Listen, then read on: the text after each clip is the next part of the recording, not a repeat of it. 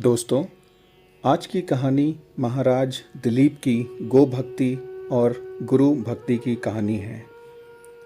अयोध्या के चक्रवर्ती सम्राट महाराजा दिलीप के पास कोई संतान नहीं थी। एक बार वे अपनी पत्नी के साथ गुरु वशिष्ठ के आश्रम में गए और पुत्र पाने के लिए महर्षि से प्रार्थना की।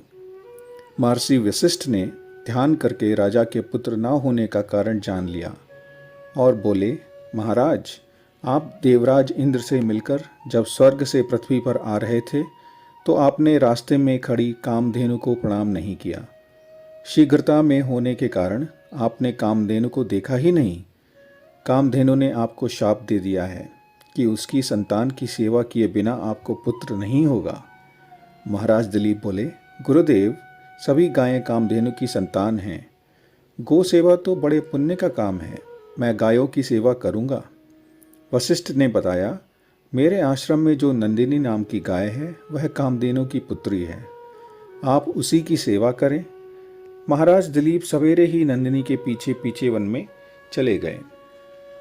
नंदिनी जब खड़ी होती तो वे खड़े रहते, वह चलती उसके पीछे चलते, उसके बैठने पर ही बैठते और उसके जल पीने पर ही जल पीते।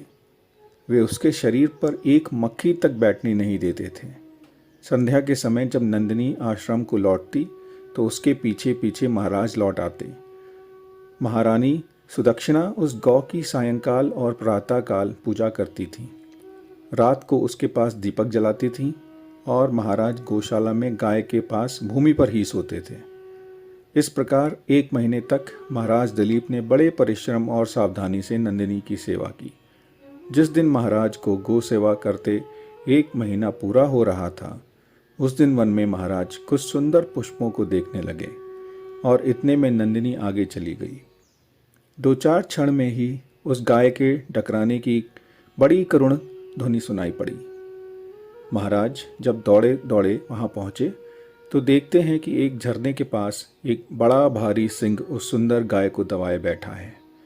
सिंह को मारकर गाय को छुड़ाने के लिए महाराज ने धनुष चढ़ाया, किंतु जब तरकस से बाण निकालने चले तो दाहिना हाथ तरकस में ही चिपक गया।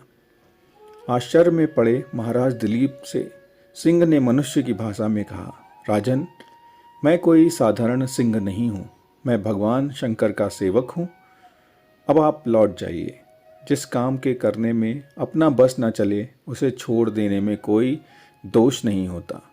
मैं भूखा हूँ, यह गाय मेरे भाग्य से ही यहाँ आ गई है, इससे मैं अपनी भूख मिटाऊंगा। महाराज दिलीप बड़ी नम्रता से बोले, आप भगवान शंकर के सेवक हैं, इसलिए मैं आपको प्रणाम करता हूँ। सत्पुरुषों के साथ बात करने तथा थोड़े क्षण भी साथ रहने से मित्रता हो जाती है।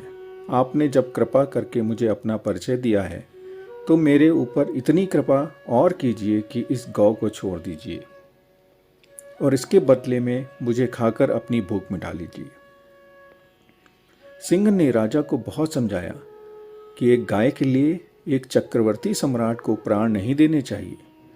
वे अपने गुरु को हजारों गायें दान कर सकते हैं और जीवन में हजारों गायों का पालन तथा रक्षा भी कर सकते हैं।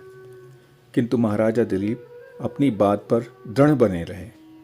एक शरणागत गौ महाराज के देखते देखते ही मर जाए, इससे उसे बचाने में प्राण दे देना ही स्वीकार था।